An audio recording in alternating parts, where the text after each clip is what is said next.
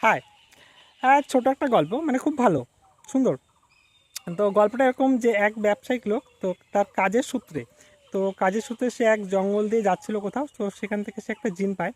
তো জিন পাওয়ার পরে জিন তখন তাকে বলে যে, মনিব, আমি আপনার অনুগত দাস, আপনি যা বলবেন তাই করব, কিন্তু একটা শর্ত আছে যে আমাকে সব সময় কাজ দিতে হবে, কন্টিনিউ কাজ দিতে হবে।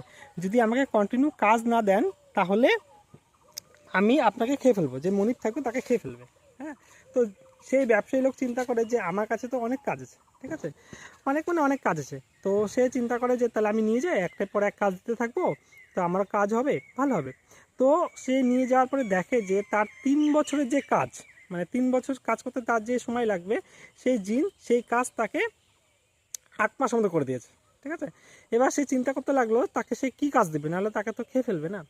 তো তারপরে একদিন এক পরামর্শ করে বুদ্ধি বের করলো যে একটা বাঁশ পোতা হলো, যে বাঁশ যখন কাজ না থাকবে ওই বাঁশ উঠবে আর নামবে, ওই বাঁশ চড়বে আর নামবে, মানে এরকম একটা বিষয়, আর যখন কাজ থাকবে কাজ করবে।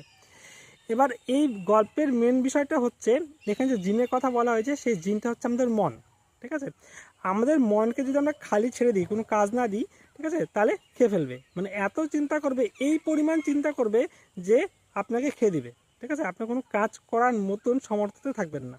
তাই বলা উচিত যে যখন আপনি ফাঁকা থাকবেন, কোনো না কোনো একটা বিষয় ইনভলভ হয়ে থাকুন, কোনো না কোনো কর্ম করতে থাকুন, তাহলে সুস্থ থাকবেন, ভালো থাকবেন। টাটা।